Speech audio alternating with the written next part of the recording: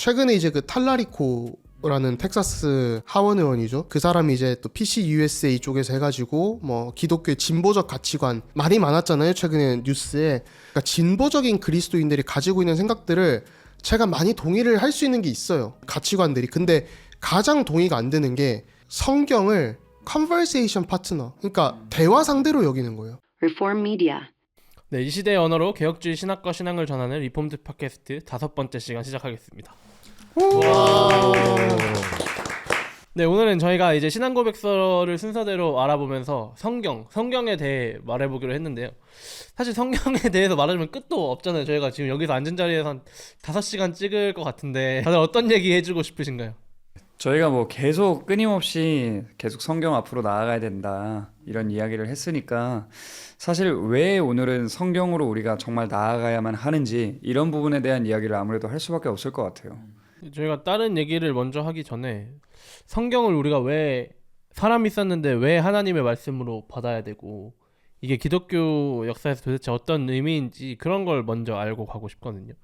이게 받는다는 표현으로 하는 게 되게 중요한 것 같아요. 축자 영감부터 해서 끊임없이 뭐 유기적인 부분들 나올 수 있지만 저희가 그런 신학적인 이론들을 다루기보다는 어떤 논쟁적인 것보다는 우리에게 어떤 좀 의미가 있을까라고 했을 때 로마 카톨릭 같은 경우는 성경의 개수가 다르잖아요. 가지고 있는 개수가 저희 개신교는 66권의 성경을 가지고 있고 로마 카톨릭은 이제 외경을 포함한 73권의 성경을 가지고 있는데 저희가 정경 66권을 가지고 있는데 이 부분에 있어서 교회가 성경을 정했냐 아니면 하나님이 주신 말씀을 우리가 그대로 받아들였냐 이 차이가 굉장히 크거든요. 구약 같은 경우는 39권의 정경이 사실은 뭐 1세기 2세기 기독교인들에게 거부감 없이 그냥 다 큰 이견 없이 다 받아들여졌고 그 이후에 이제 신약 성경 같은 경우는 몇 권을 좀 더 할까 뺄까 이런 논쟁들이 있었는데 현대에 이제 좀 논란이 된 게 이런 것 같아요. 바우어 태제라고 있거든요. 교회의 어떤 정치적인 싸움이 있는데 그런 승자가 정경을 이렇게 정했다는 거죠. 좀 파워 게임 있죠. 그러니까 역사는 승자에 쓰여진다 이런 것처럼 교회에 어떤 정통 세력들과 이단 세력들이 있었는데 이 세력이 이겨가지고 정통이 된 거다. 자기들에게 유리한 성경을 정했다라고 하는 어떤 자유주의 신학적인 흐름이 있어요. 그러니까 또 한편으로는 자유주의 신학 저희가 막 되게 좀 보수적인 또 개혁 신학을 갖고 있는 분들은 자유주의하면 좀 약간 되게 위험하게 여기는데 실제로 제 개인적으로는 위험한데 그거를 저희가 어떻게 이해해야 되냐가 중요하잖아요. 자유주의라고 했을 때 또 제 친구가 공교롭게도 퀴어 신학을 해요. 이제 학부 때 친구인데 퀴어 신학으로 꽤 유명한 친구예요. 막 책도 여러 권 내고 옥스포드나 이런 데 가서도 강의도 하고 강연도 했던 그 친구가 최근에 이제 프로그레시브 크리스티애니티 해가지고 올렸는데 그러니까 진보적인 기독교인들에서 올렸는데 최근에 이제 그 탈라리코라는 텍사스 하원 의원이죠. 그 사람이 이제 또 PC USA 쪽에서 해가지고 뭐 기독교의 진보적 가치관 해서 말이 많았잖아요. 최근에 뉴스에. 근데 이제 프로그레시브, 그러니까 진보적인 그리스도인들이 가지고 있는 생각들을 제가 많이 동의를 할 수 있는 게 있어요. 어떤 가치관들이. 근데 가장 동의가 안 되는 게 성경을 conversation partner, 그러니까 대화 상대로 여기는 거예요. 그러니까 권위에 순종하는 자세가 저희가 아니라. 하나님의 말씀으로 받아들이기보다 그냥 인간이 쓴 거다. 그러니까 이거는 경전 수준 아니면 경전보다 더 낮은 그냥 우리가 참고해 보면 좋은 책이다. 이렇게 이해를 하는 거죠. AI 수준으로 보는 거예요. 이 정경 형성기를 보면 그런 차이가 좀 큰 것 같아요. 이제 가톨릭의 입장은 로마 가톨릭은 교회가 성경의 권위를 부여한다라는 개념이 강하죠. 근데 어떻게 보면 자유주의도 마찬가지인 것 같아요. 그러니까 우리가 성경의 권위를 우리가 판단하고 우리가 따져보겠다라는 입장인데, 근데 저희가 말하는 정말 1세기부터 이어져 온 이 보편 교회가 가진, 특히 또 오늘날의 개혁주의 신앙이 가지고 있는 틀은 성경이 역으로 교회에 권위를 부여하는 거고 성경에 의해 교회가 이제 형성되고 이렇게 된 거다라는 이런 굉장히 반대적인 입장인데 이게 굉장히 불러오는 차이가 저는 크다고 생각해요. 그래서 일단 이런 부분들에 대해서 정리가 됐을 때 우리가 성경의 충족성에 대한 부분을 또 이야기할 수 있다고 생각을 하는데 우리는 성경이 교회를 만들었고 성경이 절대적인 권위를 가지고 있기 때문에 웨스트민스터 신앙고백 1장 6항에서 이런 얘기를 하거든요. 하나님 자신의 영광과 사람의 구원과 신앙과 삶을 위하여 필요한 모든 것에 관한 하나님의 온전한 도모, 계획이라고도 하죠. 이것은 성경에 분명히 제시되어 있거나 타당하고 필연적인 추론에 의해 성경으로부터 도출될 수 있다. 근데 여기서 저는 이제 성경에 대해서 이야기하기 앞서서 이 얘기를 꼭 하고 싶었는데요. 여기 보면 하나님 자신의 영광과 사람의 구원과 신앙과 여기까지는 대부분 동의를 하는 것 같아요. 현대 많은 크리스천들이 성경이 그치 하나님의 영광, 사람의 구원, 신앙에 대해 이야기하고 있지 라고 하지만 여기서는 이렇게 덧붙이거든요. 삶을 위하여 필요한 모든 것에 관한, 그러니까 이 세상에서 우리가 살아가면서 필요한 모든 것에 대한 그 답이 성경 안에, 하나님의 뜻이 성경 안에 담겨 있고 우리가 그게 때로는 굉장히 딱 직설적으로 이렇게 표면적으로 딱 드러나기도 하지만 그렇지 않은 부분들에 대해서는 우리가 타당하고 필연적인 추론에 의해서 결론을 낼 수 있다라는 걸 알려주는데, 우리가 성경으로부터 진로에 대해서도 어떻게 준비해야 되고 어떻게 살아가야 되고 어떤 식의 선택들을 내려야 하고 이런 부분들을 얼마든지 발견할 수 있고 반드시 그게 모든 것이 성경에 담겨 있다라는 이야기를 꼭 하거든요. 우리가 이전에 뭐 무속에 대해서도 이야기했지만 대부분 이 믿음이 없어서 자꾸 다른 데로 눈을 돌리게 되는 것 같아요. 그러니까 성경 안에 우리 인생에 필요한 모든 답, 삶의 모든 답이 성경 안에 있다라는 믿음이 있으면 그럼 우리가 굳이 외부적으로 뭘 찾을 필요가 없잖아요. 막 이 세상에 있는 인문학자들을 찾아다니면서 강연을 듣는다거나 저 사람은 저렇게 생각하는데 나도 그렇게 살아야겠다 이런 생각을 안 하게 될 텐데 우리가 이런 인식이 부족하다 보니까 자꾸 외부로 눈을 돌리게 되는 것 같아요. 그러니까 그런 믿음이 안 생기는 이유는 결국에 또 돌아서 올바른 말씀을 듣지 못했기 때문에 그런 믿음이 없어지고, 믿음이 없으니까 자꾸 그런 무속이라든지 인본주의 사상에 휩쓸리는데 그 원인이 결국엔 이 정확한 말씀을 못 들어서 그렇다. 하나님은 복 있는 사람의 정의를 그 하나님 말씀, 그 율법을 주야로 묵상하는, 즐거워해서 주의 율법을 묵상하는 자라고 그랬잖아요. 그래서 지금 묵상이 사라진 시대인데 뭐 저는 그렇게 얘기하거든요. 저희 자녀들하고도 이제 가정 예배를 드리면서 하나님 말씀을 묵상하는 시대가 아니라 자기 감정을 묵상하고 있고 세상에서 말하는 거를 계속 묵상하잖아요. 저희가 지금 뭐 저희가 자주 얘기하는 그런 SNS에서 보면은 결국에 거기에서 올라오는 글들에 사람들이 영향을 받고, 엄마들도 저는 제일 이제 저는 개인적으로 뭐 모든 사람을 싸잡아서 비판하는 거 아니지만 우리나라의 사회 혼란을 야기하는 것 중에 하나가 저는 작가분들이라고 생각해요. 특히 방송 작가분들. 왜냐면은 그런 이슈들을 만들어서 사람들이 미디어에 노출이 됐을 때 그런 정말 비성경적인 그런 담론들을 자꾸 사람들한테 묵상하게 만들거든요.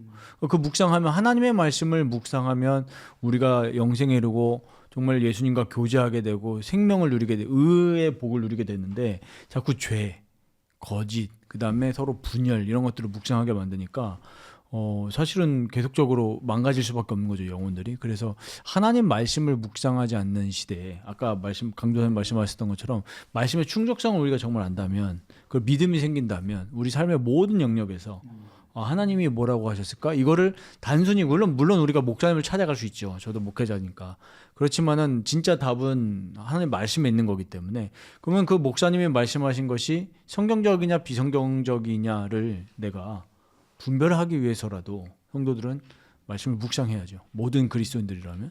성도들의 성경을 묵상의 중요성이 어디서 오냐 했을 때 이 시대가 크리스천으로 살아가기 정말 힘든 사회잖아요. 저희가 계속 말했지만 AI나 무속이나 이런 것들이 너무 많이 판을 치고 있을 때 뭔가 기독교인들은 뒤처지고 있는 것만 갖고 이렇게 사는 게 맞냐라는 질문들이 계속해서 쏟아져 나오는데, 어쨌든 우리가 이런 사회를 살아가는데 믿음을 써야 하잖아요. 우리가 믿음을 사용하고 믿음을 굳건히 지켜내야 한다는 말을 굉장히 많이 사용하는데, 저는 그 믿음이 성경으로부터 온다고 생각하거든요. 성경이 가르치는 믿음을 사용해서 우리가 살아나가는 건데, 예수님이 다시 오실 거고 그때 우리도 다시 부활할 거고, 부활한 하나님 나라에서 영원히 살기 위해서는 예수 그리스도를 향한 믿음이 우리에게 가장 필요하다. 이 믿음을 우리가 갖고 살아야 되는데 그러려면 성경을 묵상해야 하거든요. 다른 그 성경의 인물들이 어떤 믿음의 싸움을 싸워냈는지 뭐 아브라함이 갈 바를 알 수 없을 때 그냥 하나님을 의지하고 자기 자식도 바치고 아니면 바울이 그렇게 예수 믿는 사람들을 죽이고 했을 때 다메섹 도상에서 예수님을 만나서 갑자기 다른 사람으로 변해서 이제 박해에도 굴하지 않고 예수님을 전했던 그런 믿음들 있잖아요. 우리가 이들이 이렇게 했기 때문에 이렇게 해서 하나님 나라에 갔기 때문에 우리도 함께 갈 수 있다라는 믿음을 갖고 일단 이 성경에 나오는 일반적인 믿음을 가져야 되는데 뭔가 우리의 믿음들이 어떤 특별한 믿음 쪽으로 가버리니까 근데 그 믿음이 다들 아시겠지만 진공 상태에서 어떤 믿음이 생기는 게 아니잖아요. 뭐 그런 경우가 가끔 있을 수는 있지만 지금 이 시대에는 성경이 우리한테 충족한 계시로 주어졌고 여기 나온 계시를 토대로 믿음을 갖고 살아야 되는 건데 이 성경에 대한 믿음이 없고 이 성경이 어떤 믿음을 말하고 있는지 모르니까 우리의 믿음을 사용하는 방향들이 자꾸 저는 되게 다른 방향으로 간다고 생각하거든요. 그러다 보니까 사실 성경에 저희가 뿌리를 둔 상태에서 저희의 삶이 나와야 되고 또 여러 가지 우리가 도덕의 어떤 가치나 여러 가지를 판별하는 기준이 뭔가를 결정할 때 영어로 이게 표현이 되게 좋더라고요. Final Authority라고 하는데 최종적인 권위가 성경이잖아요. 하나님께 여쭈어 보면서 성경을 가지고 말씀이 뭐라고 하는지에 따라서 우리가 행동하고 절제하고 이런 것들이 필요한데 많은 부분에서 성경을 정작 따라가지 않고 이미 충족하게 주어졌는데 성경에서 우리가 답을 못 찾으니까 정확히는 성경을 안 읽죠. 성경적 가치관을 얘기하는 사람들조차도 성경을 읽고 얘기하는 게 아니라 내가 하고 싶은 생각이 성경적이겠지라고 바라면서 얘기하고 있는 게 너무 많은 거예요. 그러다 보니까 저희가 성경을 그냥 교훈으로 취급하고 또 한편으로는 성경 플러스 뭔가를 자꾸 쫓아가는 어떤 신앙생활이 되어지는 것 같아요. 저는 어떤 면에서 오늘날 사람들이 성경 앞으로 나아가서 성경 안에서 답을 찾는 작업은 잘 못하고 있고 이런 작업이 더 많아졌다는 생각이 들어요. 내가 원하는 답을 성경을 가지고 와서 해주는 사람들의 권위에 의존하게 되고 저 사람이 말했으니까 맞겠지라는 게 되게 많은 것 같아요. 그러니까 프랜시스 베이컨이 예전에 극장의 우상에 대해서 이야기를 했는데 그게 오늘날 교회도 사로잡고 있다고 생각하거든요.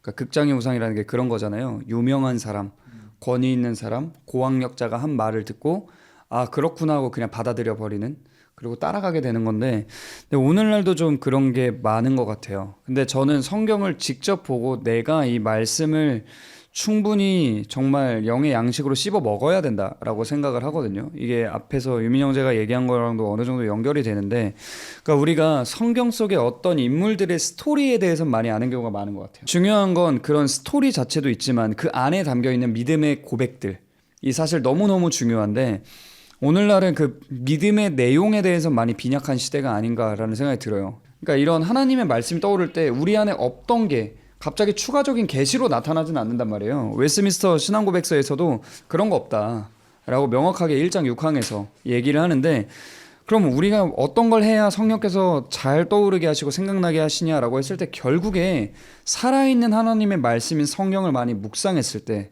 예를 들어 어떤 고난이 찾아와도 성령께서 아 맞아 내가 그때 그걸 묵상했었는데 하고 떠오르게 해주시면서 그 말씀을 붙잡고 일어나게 해주시고 뭐 예를 들어서 제가 찾아놨는데 고린도전서 10장 13절에 보면 사람이 감당할 시험 밖에는 너희가 당한 것이 없나니 오직 하나님은 미쁘사 너희가 감당하지 못할 시험 당함을 허락하지 아니하시고 시험 당할 즈음에 또한 피할 길을 내사 너희로 능히 감당하게 하시느니라 이렇게 성경에 기록되어 있잖아요. 그래서 저 같은 경우는 제 예시를 들면 저는 어렸을 때 이 말씀을 많이 묵상했어요.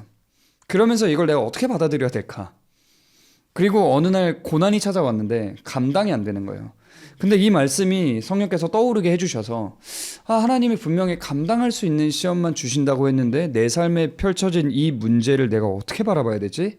아 그렇다면 성경이 진리이기 때문에 하나님께서 지금 내 그릇을 넓히고 계시는 거구나. 나는 이 시험을 감당할 수 없다고 나는 생각하지만 성령께서는 그렇게 생각하시지 않고 내 그릇을 넓혀서 내가 이 시험을 감당하게 하시는 거구나.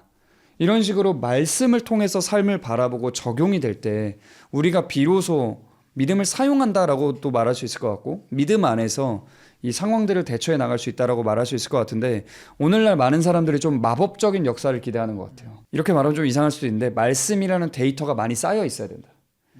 그래서 사실 오늘날은 우리가 말씀 암송 이런 거 잘 안 하잖아요. 근데 암송을 해야 되거든요. 그럼 이거 잘 안 외워지는데 어떡해요? 라고 하면 사실 저는 이제 그럼 챈트라도 좀 많이 들었으면 좋겠어요. 이제 어린 아이들을 위해서 교회에서 쓰라고 챈트를 만들어 놓은 단체나 이런 데가 굉장히 많잖아요. 그런 거 흥얼거려도 말씀이 남거든요.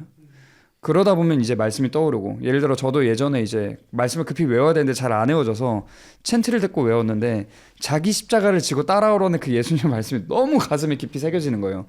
계속 노래를 이렇게 흥얼흥얼 했는데, 그러고 나니까 어떤 고난이 찾아와도 그래, 내가 예수님을 따라가려면 자기 십자가를 져야지, 이 상황 또한 내 십자가구나라고 받아들여야겠구나, 이렇게 해석이 되는데, 이 말씀 없이 그냥 초자연적인 무언가만 기대한다면 우리가 잘못된 길로 갈 수밖에 없는 것 같아요.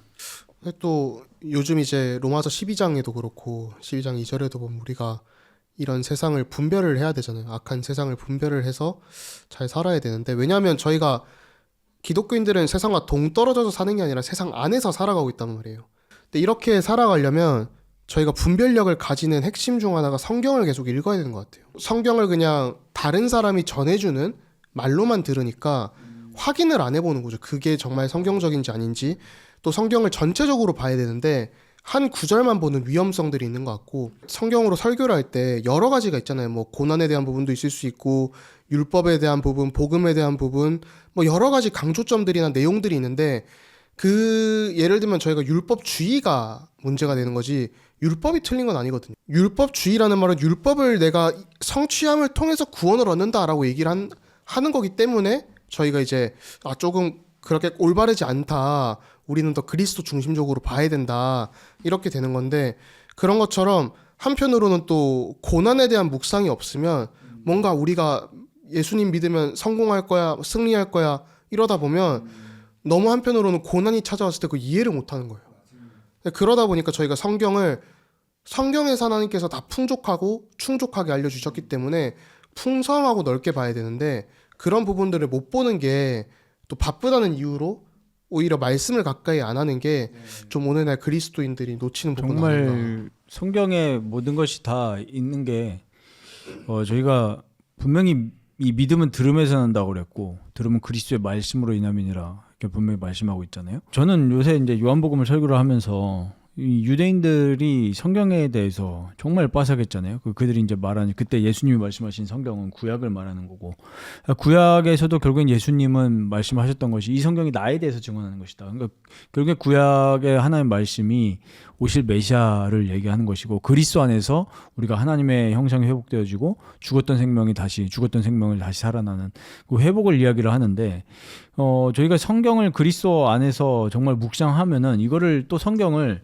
내 중심으로 해석을 한 거잖아요. 유대인들은 결국엔 나의 어떤 그 종교적인 우월감, 종교적인 의식들. 근데 현 시대도 마찬가지적인 요소가 좀 많이 있는 것 같아요. 율법주의도 결국에는 포커스가 그리스도께가 있는 것이 아니라 나에게 있는 것이고, 율법 폐기주의도 마찬가지죠. 결국에는 내가 잘 되기 위해서 예수 믿는 거예요. 그러니까 죄에 대한 어떤 이 비판 의식이 없고, 죄를 싸워서 이기려는 의식이 없는데, 아까 강조사님 말씀하셨지만 제가 그 로마서 우리 8장 보면은 되게 우리가 은혜되는 말씀이 많은데, 그러므로 형제들아 너희가 빚진 자로 돼 하면서, 우리가 그리스도의 피에 빚진 자이기 때문에 우리가 이제 더 이상 죄에 대해서 살지 말고 정말 이 그리스도와 연합해서 죄를 죽이고 죄를 이기고 살아야 될 삶을 이야기를 하잖아요. 그거를 그 파이디온이었나요? 거기서 이제 그 성경 암송하는 그 송들이 많이 나온단 말이에요. 그러니까 그런 식으로 해서 그게 우리에게 마음속에 상기가 되어지고 그걸 묵상하게 되어질 때 성령께서 우리 양심에 깨우치시고, 그러니까 양심이죠. 그러니까 이 무속을 쫓으면 자꾸 이제 눈에 보이는 그런 것들을 자꾸 추구를 하게 되는데, 우리 하나님 말씀을 가지고 이 말씀과 함께 나가는 진짜 거룩한 그리스도인들은 우리 마음이 우리 양심이 변화되어지면서 눈에는 정말 보이지 않지만 하나님을 사랑하게 되고, 이웃에 대한 관점이 바뀌어지고, 나를 보는 인식이 바뀌어지잖아요. 그래서 정말 하나님 말씀에 붙들린 사람들은 눈에 보이는 걸 추구하는 게 아니라 눈에 안 보이게 내 마음이 정말 변화되어진 것을 추구하고, 사실은 뭐 무속을 추구하거나 이런 분들도 결국엔 눈에 안 보이는 문제 때문에 눈에 보이는 걸 추구하는 거잖아요. 왜 돈이 없으면 왜 문제입니까? 결국엔 눈에 안 보이는 내 마음이 지금 힘든 거잖아요. 눈에 안 보이는 우리의 마음을 우리에게 회복시키시고 살리시는 그 예수님을 만나는 그 말씀으로 우리가 성경을 접근해야지.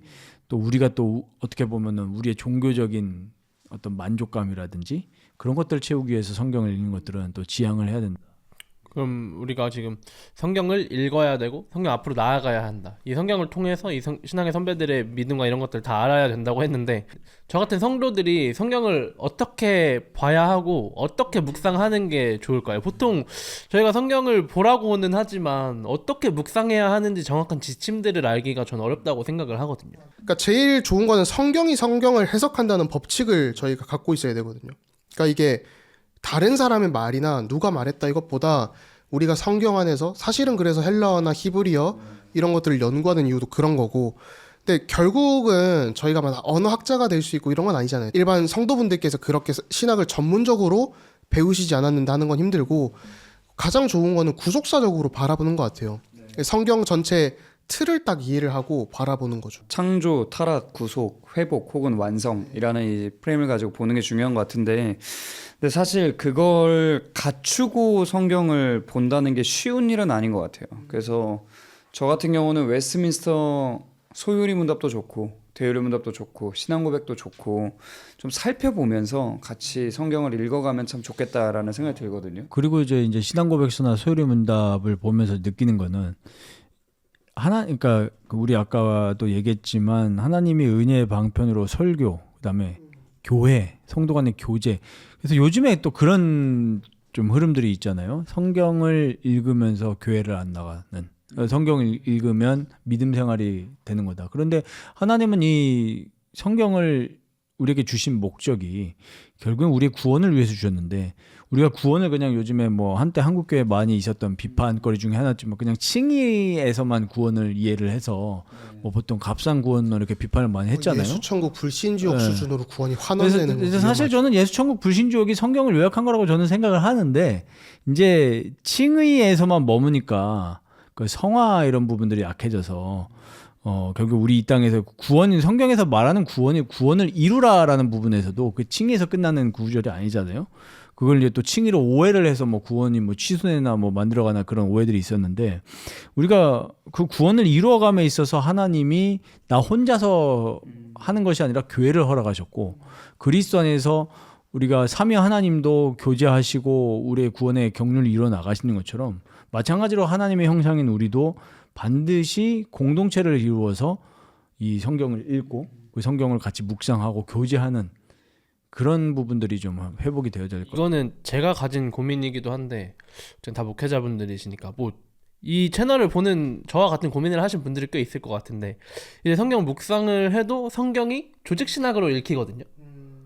그 되게 굉장히 여기서 교리들만 보이고 그 역사신학적인 그런 역사들이 생각나고, 근데 저는 성경을 묵상할 때는 그 성경 자체에서 주신 하나님을 좀 느껴야 하고, 네, 하나님이 나한테 어떤 말씀을 하시는지 좀 계속 그걸 묵상하고 싶은데, 그것보다는 관심사가 투영이 된다고 할 수 네, 있겠네요. 오히려 조직신학적으로 읽히고 그렇다 보니까 묵상이 좀 힘들 때가 많아요. 혹시 이럴 때 어떤 좀 방법론이라던가 그런 걸 갖고 계실까요? 저희가 이게 신앙 고백이나 조직 신학이나 어떤 것이든 교의학이든 뭐든 또 교회사든 이게 성경 위에 있지 않잖아요. 결국 성경에서 이렇게 도출이 되는 거고, 결국 우리가 성경을 읽으면서도 이게 하나님의 은혜를 풍성히 누려야 되는데, 때로는 그런 어떤 지식적인 것들이나 나의 염려들이 장애물이 될 수가 있는 것 같아요.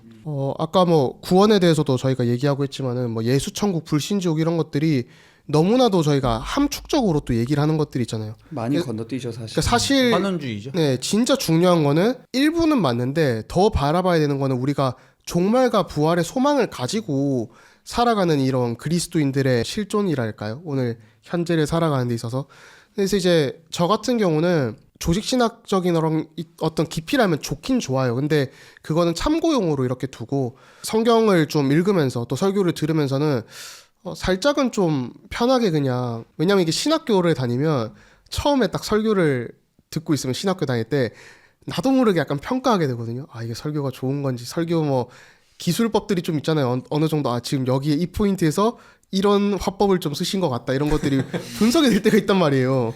근데 이제 그런 게 굉장히 걸림돌이 돼요 처음에는. 은혜의 방해물이 되기도 하죠. 그래서 순전히 그냥 하는 게 중요하고 제 생각에는 그래서 더 기도하는 게 참 좋은 것 같아요. 또 한편으로는 저도 요즘 이제 통독을 쭉 하고 있는데 웨스트민스터 신학교에서 이 리딩 지저스라는 프로그램이 나와가지고 이 책을 통해서 저희가 함께 읽고 있는데 이런 부분들은 신학적으로 되게 깊게 가진 않지만 어떻게 하면 저희가 그리스도 중심적으로 볼 수 있고 또 묵상 노트를 좀 써보는 것도 좋은 것 같아요. 뭐 열린 노트 성경인가? 저도 그걸 쓰고 있는데 옆에도 기록할 수 있지만 좀 요즘 다 너무 디지털화돼 있는데 아날로그틱하게 좀 필사도 해보고 하면 그런 부분이 생각을 좀 고정하기에 좋은 것 같습니다.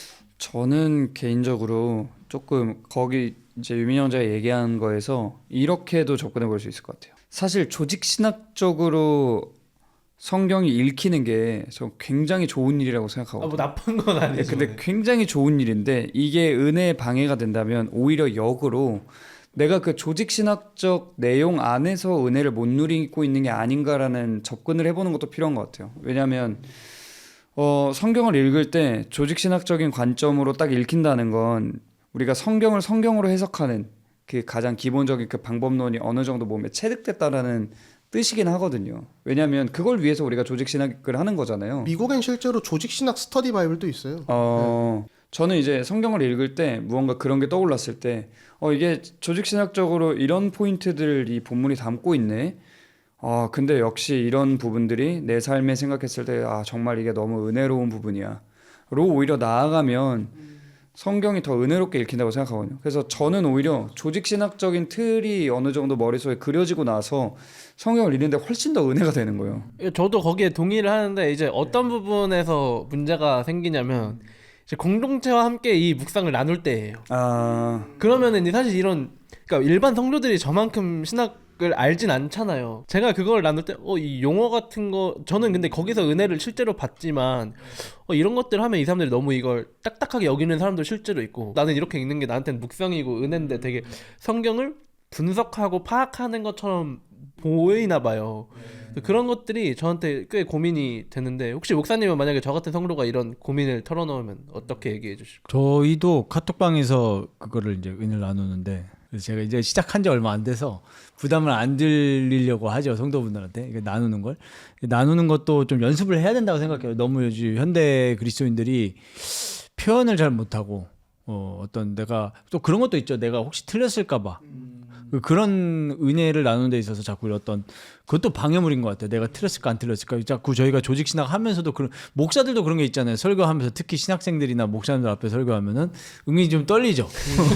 틀리면 어떡하지? 그러니까 그런 것들이 너무 방해가 되는 요소들이 좀 실제로 있고 그래서 저도 단체 카톡방에서 은혜 나눌 때 물론 저도 이제 성경 읽다 보면은 습관적으로 뭐 좀 나쁜 표현이지만 우리 뭐 흔히 직업병이라고 표현을 하잖아요. 이것들을 또 메모를 해놓고 다음 설교의 소스로 뭐 이렇게 키핑을 해놓는다든지 뭐 이런 게 있는데 좀 편안하게 우리가 이 성경 읽는 좀 목적이 뭐냐 저는 이 목적을 좀 상기하자라고 좀 할 것 같고 결국엔 이 성경을 읽어서 그 웨스트민스터 소요리문답 산문에 있는 것처럼 우리에게 뭘 가르치냐 규범을 가르치는 건데 하나님을 사랑하고 이웃을 사랑하기 위해서 내가 이 하나님 말씀을 묵상하는 거잖아요. 그러다 보니까 당연히 아까 말씀하신 것처럼 저도 조직신학 하면서 너무 좋은 것은 결국엔 신학이라는 것이 하나님에 대한 이야기잖아요. 하나님에 대한 이야기. 그렇기 때문에 우리가 신학을 올바르게 했다면 하나님을 더 풍성하게 묵상하고 싶어 하는 게 정상이고 그러면 우리 결국엔 삶이기 때문에 하나님을 사랑하는 삶, 이웃을 사랑하는 삶으로 그 목적을 우리가 상기하면서 읽으면 그 신학적인 프레임이 오히려 그걸 더 부스터해 줄 수 있는 역할이 될 것 같아요. 저희가 이것도 하나 좀 짚고 넘어가야 될 게 사실 성경과 신학이 떨어져 있는 게 아니잖아요.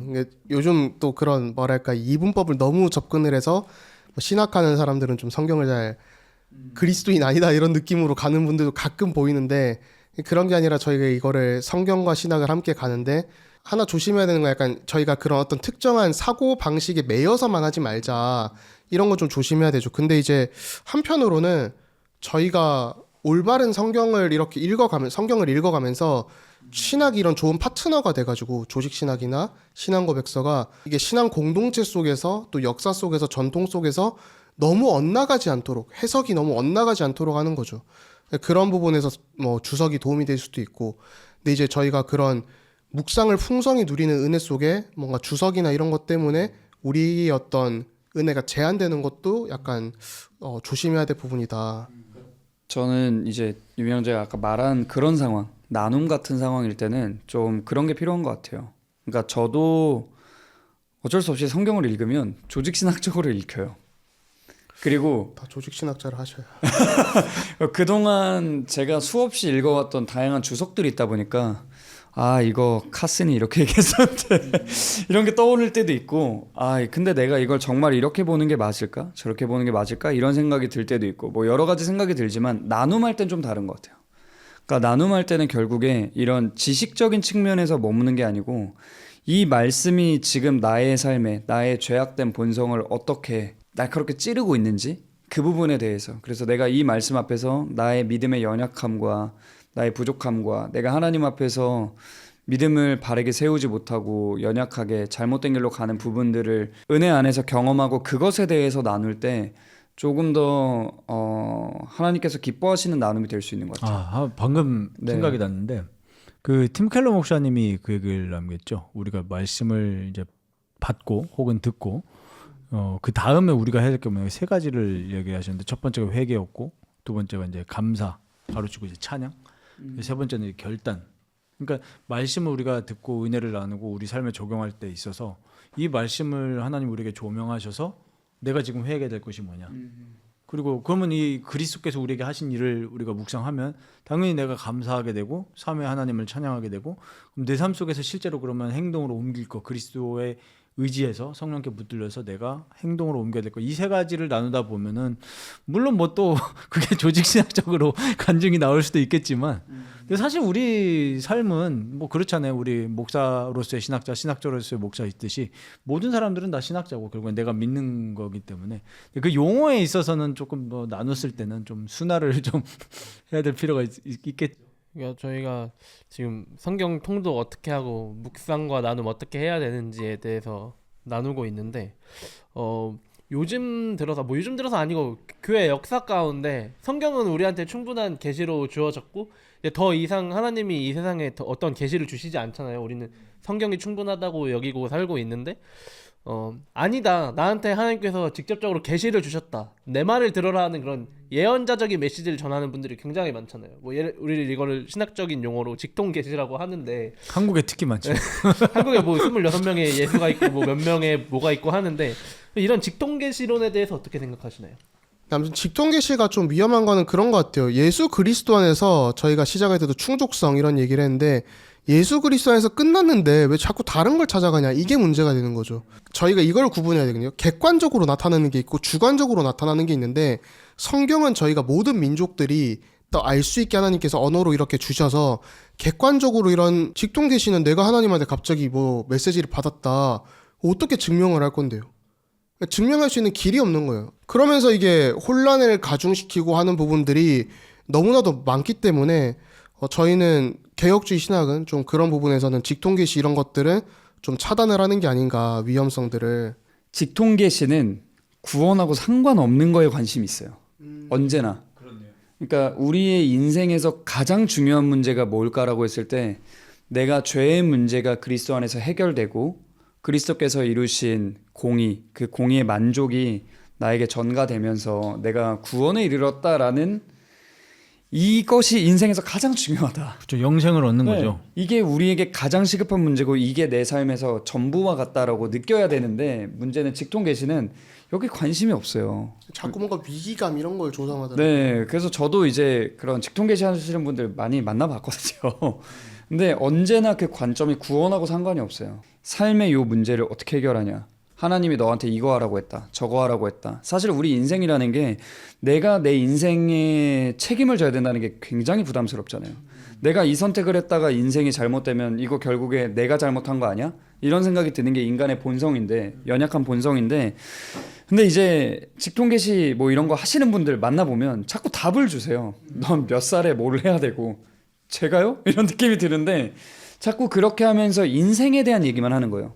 그리고 지금 어떤 문제가 있으면 너가 지금 그 문제를 해결하려면 뭐를 해야 되고 하나님이 너한테 뭐라고 말씀하시고. 근데 우리가 진짜로 하나님을 사랑하고 내 인생의 가장 본질적인 문제가 죄라는 걸 깨닫는다면, 그러면 사실 사도행전에도 나오잖아요. 베드로의 설교를 듣고 내가 어찌할꼬, 찔려야죠. 찔려서 그 죄 때문에 내가 어떡하지? 내 인생의 가장 큰 문제가 이 죄의 문제인데 내가 여기서 어떻게 해야 되지?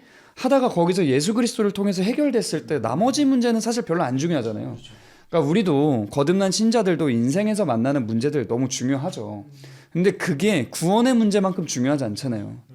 그렇기 때문에 우리는 예수 그리스도를 바라보면서 그 시험의 시간들을 이겨내고 하는데, 근데 직통 계시는 거기가 전부라는 느낌이 많이 들어요. 그래서 직통 계시를 주장하시는 분들 보면 항상 폐쇄적인 공동체가 되죠. 굉장히 현세적이에요. 삶의 그런 어떤 보이는 부분만 네, 복음이 맞아요. 문제 해결 수준으로만 취한다. 맞아요. 그래서 저는 그런 부분이 너무 위험하다고 생각해요. 성경에서는 이미 우리에게 시급한 모든 문제들에 대한 답이 다 있는데, 내가 하는 것보다는 그냥 누가 해줬으면 좋겠는데, 어떤 목사님 이런 어느 정도의 권위를 가지고 있다라고 느껴지는 분들이 와서 하나님이 너한테 이렇게 얘기하셨다 라고 하면서 이런 직통계시적인 차원의 이야기를 해주면 사람들이 그걸 좋아할 수밖에 없는 것 같아요. 예수님보다 사람을 높이는 게 그런 어떤 직통계시나 신사도의 가장 큰 문제라고 생각을 하고, 그렇게 하지 않더라도 또 그렇게 나오는 게 있어요. 이게 어떤 의미냐면, 이게 직통계시가 아닌데 이 목사나 특정 교회나 단체나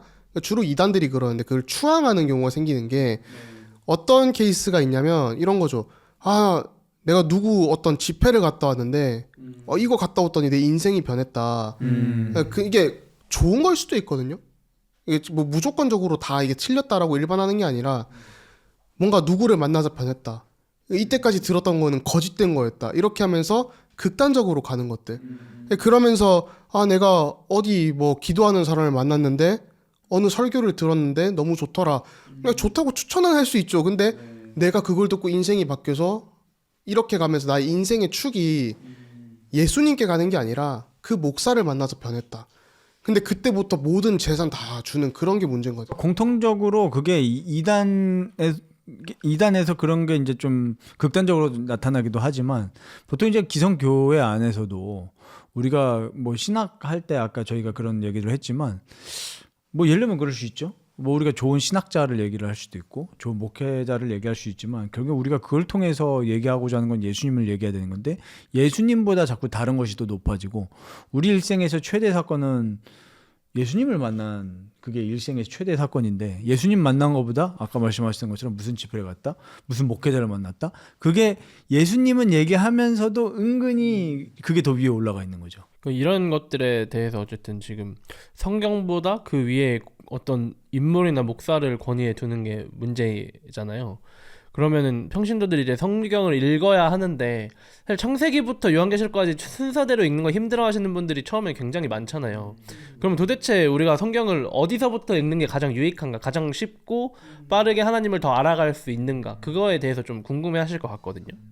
저는 오히려 처음부터 봤으면 좋겠어요. 사실 창세기부터. 왜냐하면 사실 일단 창세기 1장 1절이 믿어져야 성경이 읽을 수 있는 거거든요.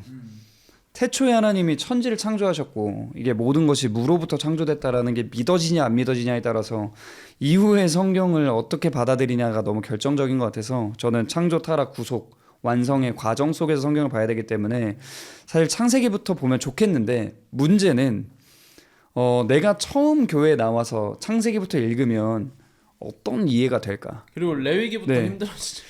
레위기까지 가기도 힘들어요. 출애굽기 한 25장, 성막 26장. 나오면 이제 네. 율법 나오면서부터 네, 그러면은- 힘들어지죠. 왜 똑같은 얘기 두 번 하지? 하고 민수기 가면 왜 이렇게 숫자를 세지? 하고 신명기 가면 왜 또 율법이야? 이렇게 되는 경향이 좀 있는데, 근데 저는 그래서 제가 지금 아내에게 추천한 건, 아내가 계속 이제 신앙적인 교리도 많이 배우고 하다 보니까 성경을 다시 읽어야겠다는 생각이 들더라는 거예요. 근데 그러다가 예수님이 이제 시험을 당하시는 장면을 보니까 예수님도 말씀으로 하시더라. 그래서 내가 이게 잘못됐구나를 깨닫고 성경을 읽어야겠다라고 하면서 갑자기 성경을 뭘로 보면 좋겠냐 하면서 이제 제 서재 이제 성경 이렇게 꽂혀 있는 칸에 가서 물어보더라고요. 그래서 제가 개혁주의 스터디 바이블을 줬어요. 좋은 걸 주죠. 좋죠. 네, 그게 저는 현재 한국에서 우리가 어떤 성도님이든 처음부터 신앙생활에 깊이를 더해가면서 성경을 읽고 신학을 함께 채워갈 때 그게 최고라고 생각하거든요. 저 아내가 그걸 이제 보면서 창세기부터 처음부터 다시 보기 시작했어요. 그래서 그런 걸 생각할 때 저는 처음부터 보되 그냥 성경만 가지고 맨 땅에 헤딩하는 건 사실 우리가 뭐 200년 전, 300년 전 우리나라의 문서를 읽어도 이게 한글이어도 안 읽히잖아요. 이야기가 어렵잖아요. 그래서 저는 스터디 바이블의 도움을 받아서 그 중에서도 이왕이면 이제 개혁주의 스터디 바이블을 보면서 처음부터 읽어나가면 좋겠다라는 생각이 있어요. 이게 비싸지 않나요? 믿음을 위해서 돈을 쓰십시오. 일단은 저는 이제 교회의 도움을 뭐 많이 받으셨으면 좋겠고, 아까도 이제 개혁주의 스터디 바이블 얘기했지만 이제 저희 교회 같은 경우에는 이제 교회 개척을 하면서부터 이제 리딩 지저스를 좀 많이 활용을 했거든요. 리딩 지저스 같은 경우에 굉장히 감사하고 좋은 책이라고 제가 생각하는 건 그리스도 중심적이고, 아까 박사님 얘기하셨던 것처럼 구속사 중심으로 성경을 보기 때문에 그 교재와 함께 창세기부터 사실 그 관점에서 보니까 굉장히 유익한 책인 것 같고, 저 개인적으로는 이제 그러니까 어느 사람이냐에 따라서 또 접근점이 달라질 것 같은데, 그래도 조금 신앙생활을 해본 분이라고 하면은 뭐 저 같은 경우는 이제 뭐 초신자를 할지라도 좀 요한복음을 추천하고 싶고, 왜냐하면 삼일체 하나님에 대해서 얘기하고 있고, 사실 요한복음 1장 1절도 태초로부터 시작을 합니다. 태초로부터. 요한복음도 원래 타겟이 약간 이방인들이 그렇죠. 믿지 않는 사람들. 거기서 이제 또 로고스에 대한 개념을 또 얘기를 하니까요.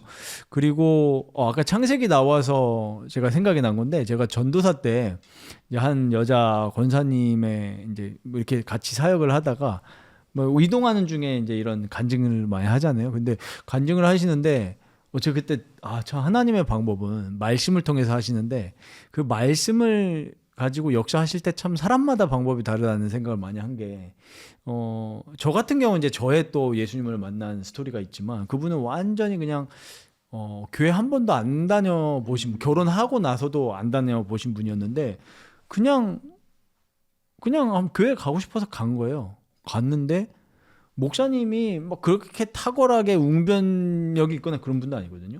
근데 그냥 딱 설교가 돼가지고 창세기 1장 1절을 읽으셨다는 거예요, 목사님이. 설교 시간에. 태초에 하나님이 천지를 창조하시니라 딱 이 말씀을 하는데, 그 여자 권사님은 그 전에 교회라고는 한 번도 안 가본 분이에요.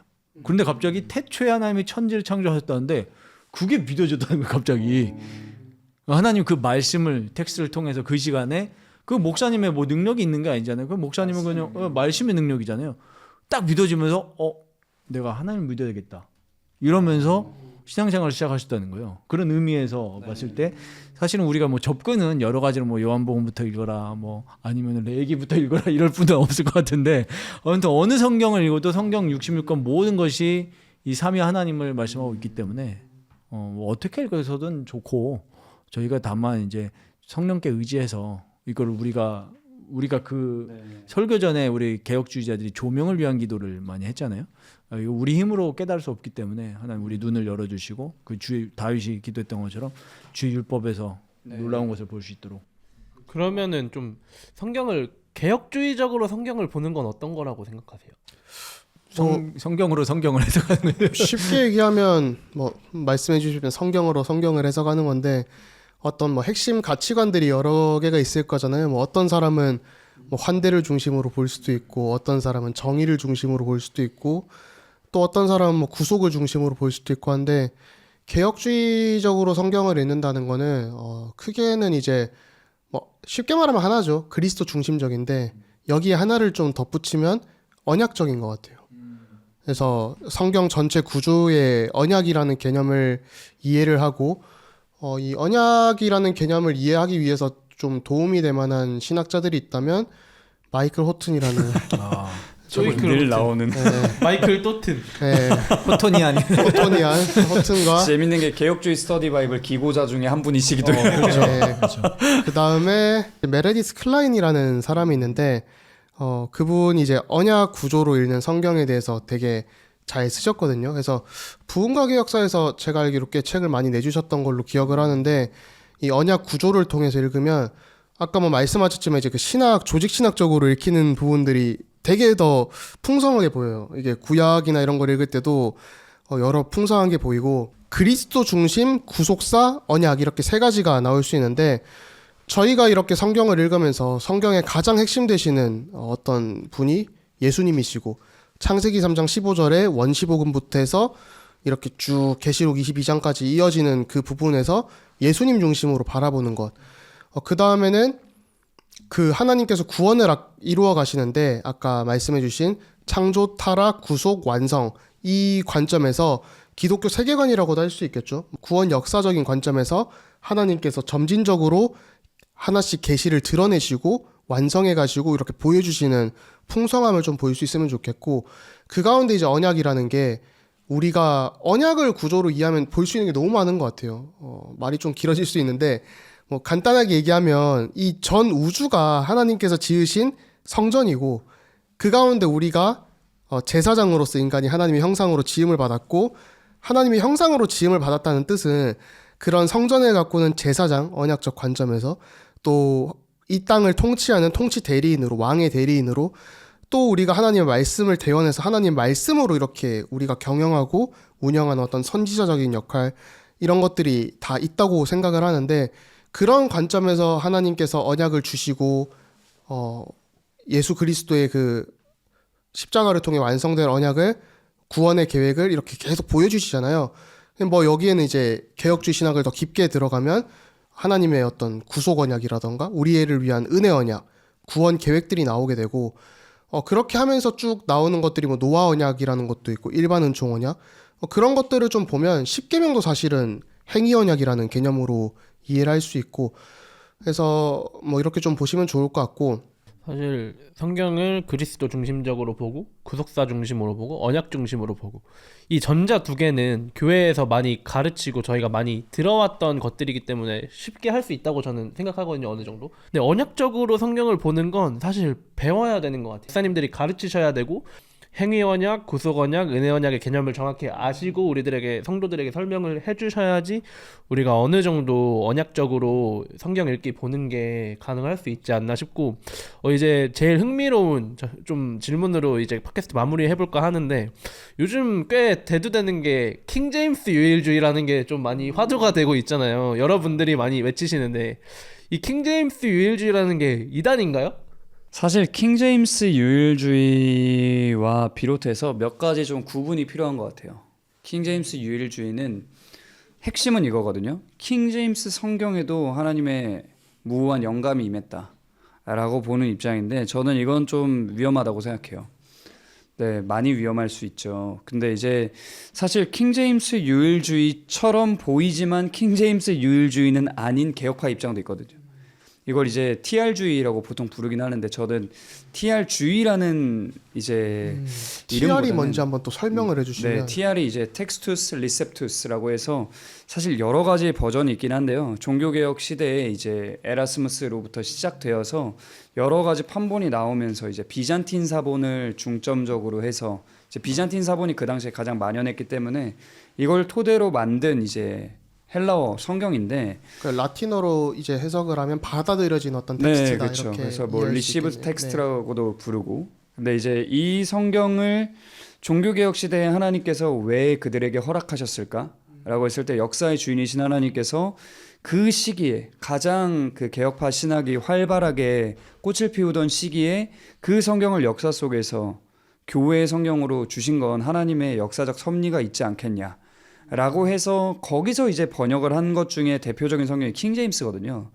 이제 그 킹제임스를 그래서 이제 실제로 400년 동안 썼죠. 개혁주의권에서 이제 청교도들도 사용하고 그랬는데 이제 그거를 우리가 받아들여야 된다. 여전히 우리가 그걸 고수할 필요가 있다라고 하는 게 이제 킹제임스 유일주의랑 조금 혼동되는 경향이 있는 것 같아요. 근데 이건 엄연히 다르거든요.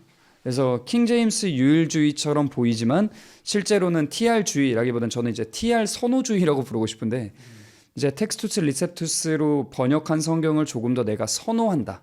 이게 더 내가 보기에는 하나님께서 역사 속에서 주신 선물이라고 생각해서 내가 이걸 받아들이겠다라는 입장이 있어요. 그러니까 이제 과거에 뭐 구프리스턴이나 뭐 웨스트민스터 촉이나 이런 지금 뭐 미국의 퓨리탄 리폼 티올로지컬 세미너리나 이런 학교들을 보면 여전히 킹제임스를 사용하거든요. 저희는 안 사용합니다. 네네. 과거 아, 구 웨스트민스터. 지금은 보통 ESV를 많이 쓰시는데 저희는 ESB도 안 봅니다. ESV도 안 봐요. 저희는 원어를 헬라어와 히브리어. 그렇죠. 네. 그게 사실 베스트인데 그래서 과거에 그 개혁주의 신학교들이 대부분 이제 킹 제임스를 사용했고 그 비키 목사님도 아티클들을 보면 킹 제임스를 쓰는 게 유익한 이유에 대해서 많이 쓰세요. 글들이 있어요. 근데 이제 뭐 그런 걸 봤을 때 그건 킹 제임스 유일주의가 아니거든요.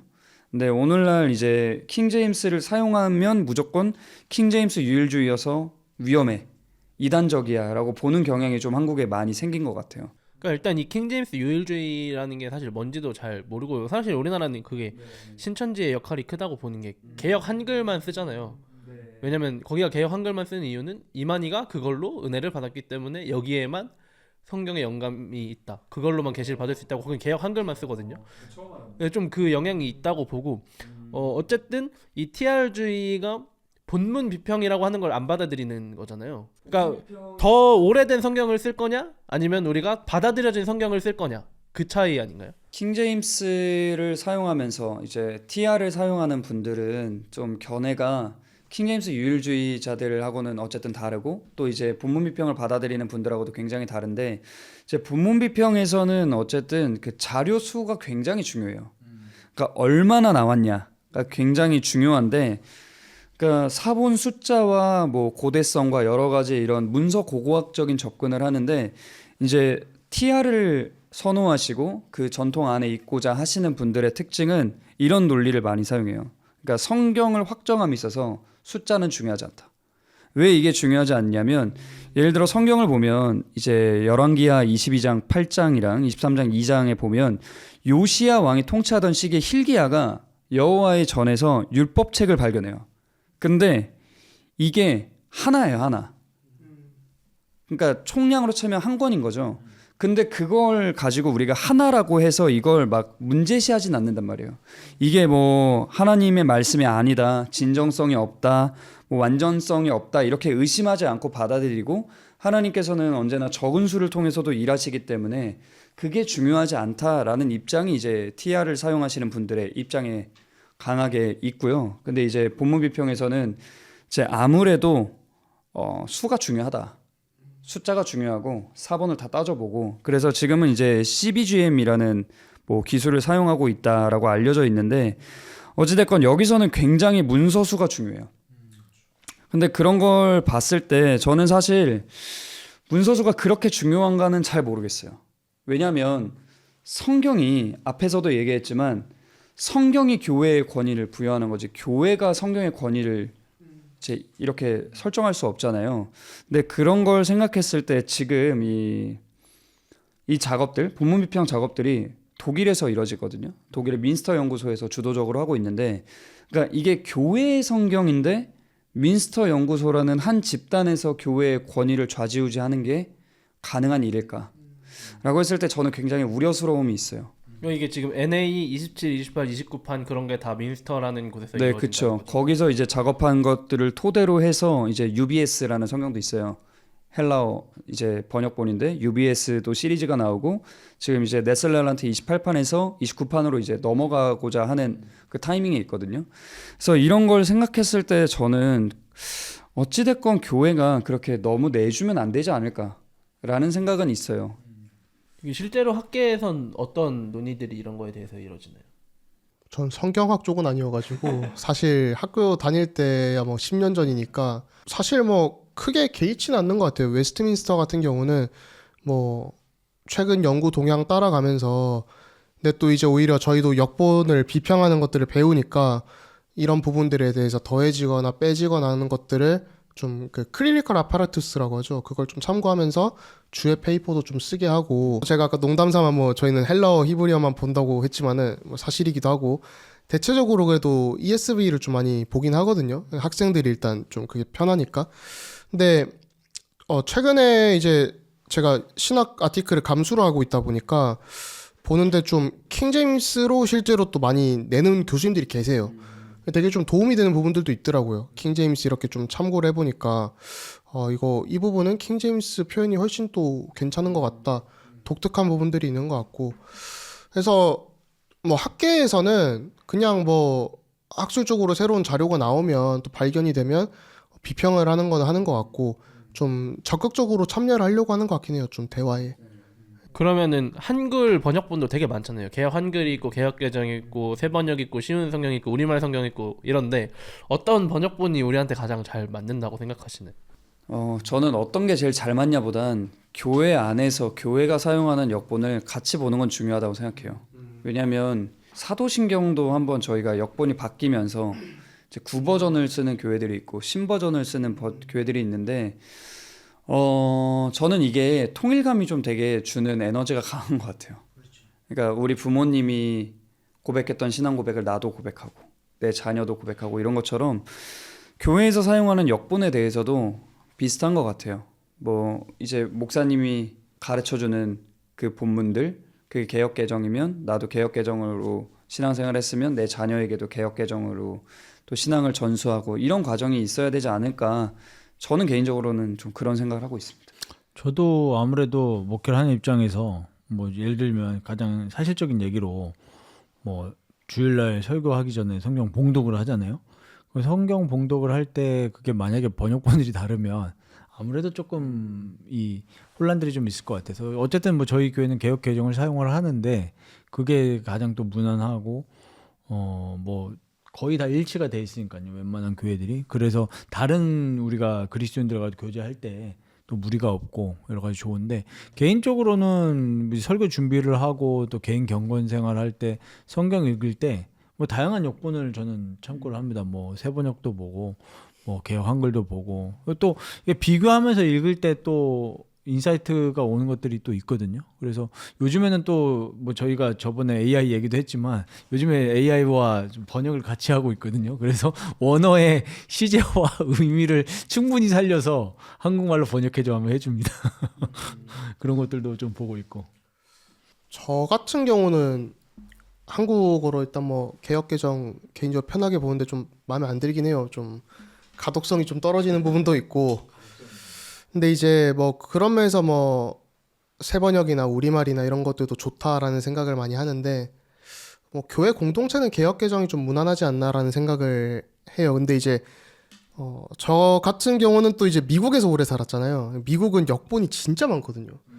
뭐가 있죠? 대충 떠오르는 것만 해도 엄청 많은 거 같아요. 킹 제임스, 뉴 킹 제임스, NIV, ESV, NASB, 뭐 RSV, 메시지, 뭐 HCSB, CSB 뭐 진짜 많네. 네, 엄청 많아요. 이게 지금 진짜 생각나는 거 몇 개만 나열한 거고. 근데 이제 저희는 수업을 할 때 학부를 이제 복음주의권에서 했고 신대원은 개혁주의권에서 했잖아요.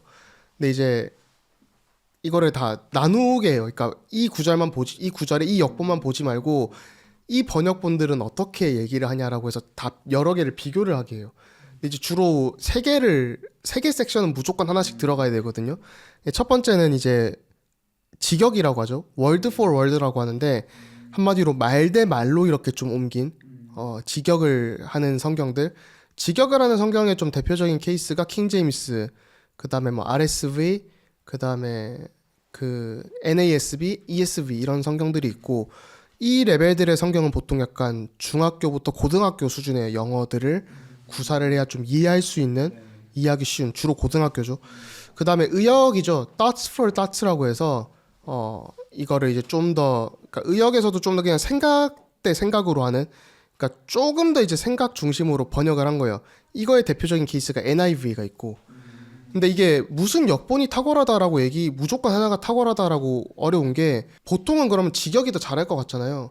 근데 신학교 수업할 때도 보면 원어로 한 다음에 이렇게 비교를 해보거든요. 시편은 또 NIV가 더 좋은 게 몇 개 있어요.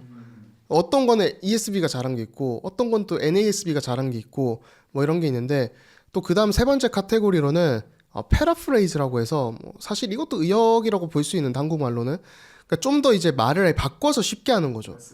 네, 메시지 같은 거, NLT 이런 것들이 이제 그런 케이스인데 이런 패러프레이징을 하는 성경 자체는 역사가 그리 길지가 않아요. NLT 같은 경우가 1970, 80년대에 나왔던 걸로 기억을 하는데 그만큼 좀 해외에는 번역 성경들에 대해서 역본들에 대해서 굉장히 좀 열려 있는 것 같고 아까 또 학계의 반응도 좀 생각나서 그냥 뭐 조금 더 덧붙이면 크리리칼 아파라투스라고 하는, 그러니까 이게 헬라어 성경에 보면 뭐 NA28이든 뭐 29든 아니면 뭐 BHS든 뭐 모든 어떤 헬라어 히브리어 성경의 사본들의 그 추적을 다 해놨거든요. 이 성경이 이 구절이 여기 이 그 코덱스에서는 어떻게 등장을 하고 그다음 몇 번 등장하고 이런 게 기록이 돼 있어요. 그래서 그런 기록들이 사실 더 발견되는 게 학계의 누적이 되는 거라 저희들은 그냥 그런 좀 사본학적인 기록들을 보면서 좀 더 이렇게 학술적으로 참여를 하고, 그러니까 New Perspective of Paul이라고 해서 바울의 세관점 학파라고 있는데 그 이제 톰 라이트라는 사람이 있죠. MPP도 성경이 따로 있어요?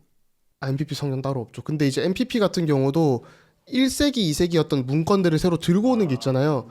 그런 부분들하고 또 저희 뭐 마이클 호튼하고 뭐 옥스퍼드에서 이렇게 토론도 하고 그런 장면들도 좀 봤기 때문에 굉장히 또 성경 역본에 대해서 그 헬라어 히브리어도 소중하게 또 생각을 해야 되고, 그러니까 학술적인 발전에 있어서 저희 학계도 똑같이 따라가면서 좀 팔로우업을 해야 되는 것 같아요. 그러니까 개혁주의 신앙이라고 해서 예전 것만 고수하지 않고 그런 트렌드에 따라가고 있는 거네요. 그쵸. 트렌드를 따라가면서 참여를 하고 있고, 또 동시에 개인의 경건 묵상에는 뭐 여러 가지 역본들에도 오픈을 해놓고 좀 쓸 수 있는 것 같아요. 그럼 그 막 개인이 쓰는 성경 있잖아요. 뭐 유진 피터스 메시지 성경이라던가 그런 것들에 대해서는 좀 의견이 어떠세요?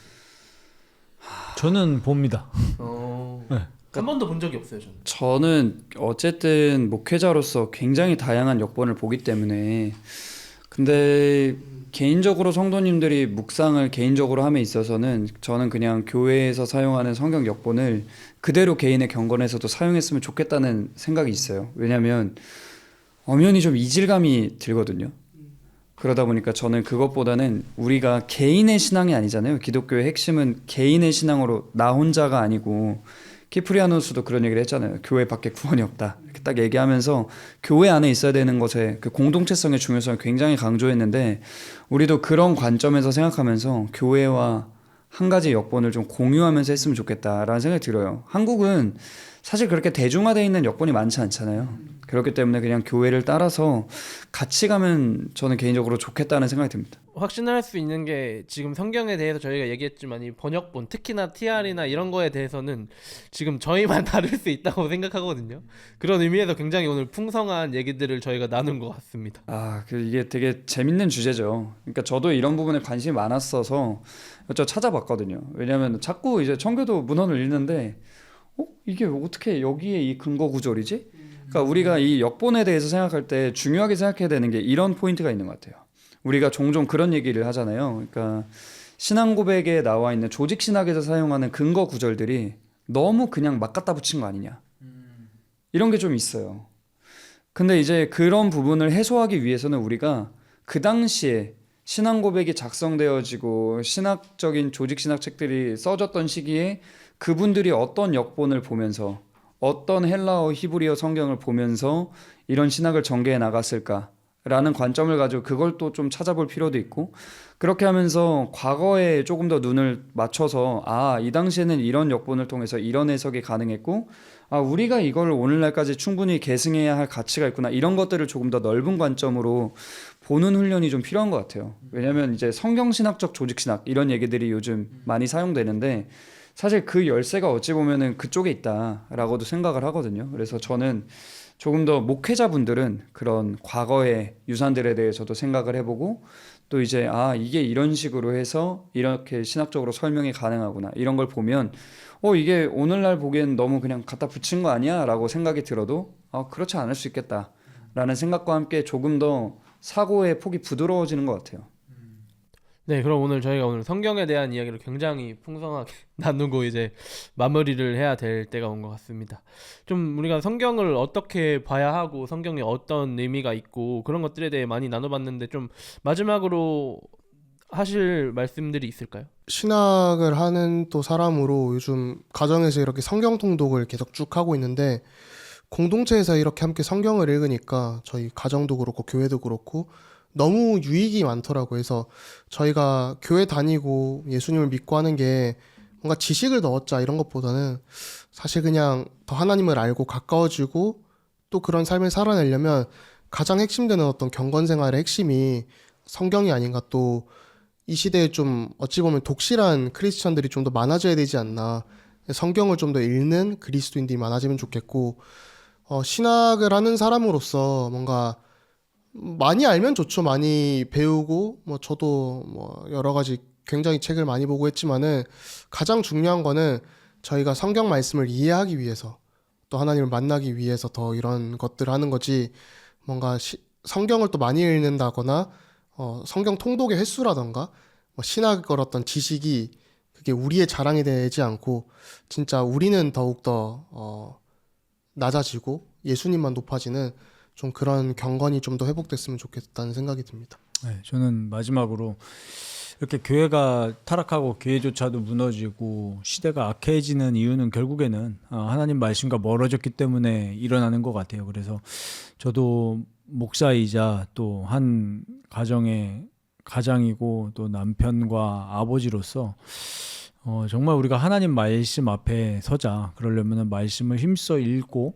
조금 우리가 시간이 물론 뭐 아까울 수도 있고 어떤 사람에 따라서는 자기 개발할 시간도 없는데 무슨 성경이냐 이런 사람들이 있을 텐데 우리가 하나님을 경외함으로 하나님 말씀 앞에 엎드렸으면 좋겠고, 그리고 이제 시대에 여러 가지 문제들이 있잖아요. 뭐 여러 가지 인성에 대한 문제도 있고 많은 사람들이 도덕적으로 타락하는 문제도 있고 한데 결국엔 그런 모든 부분들이 우리가 하나님을 만나지 못했기 때문에 일어나는 일들이라 생각이 돼요. 그래서 개인적으로 좀 당부를 드리고 싶은 것은 아버지들이 개인적으로 이제 신앙생활하는 우리 아버지들이 남편분들이 계시다면 좀 아버지들 남편들이 앞장서서 가정에서 성경을 읽고 경건생활하는 일을 만약 부부 두 분이 다 믿으신다면 우리 남편분들이 아버지들이 좀 앞장서서 저희도 집도 이제 성경 암송을 하고 같이 통독을 아침에 이제 제가 딸하고 시편을 소리 내서 읽거든요. 우리가 이건 입으로 소리 내서 읽어야 된다. 그래서 오늘은 이제 시편 읽었는데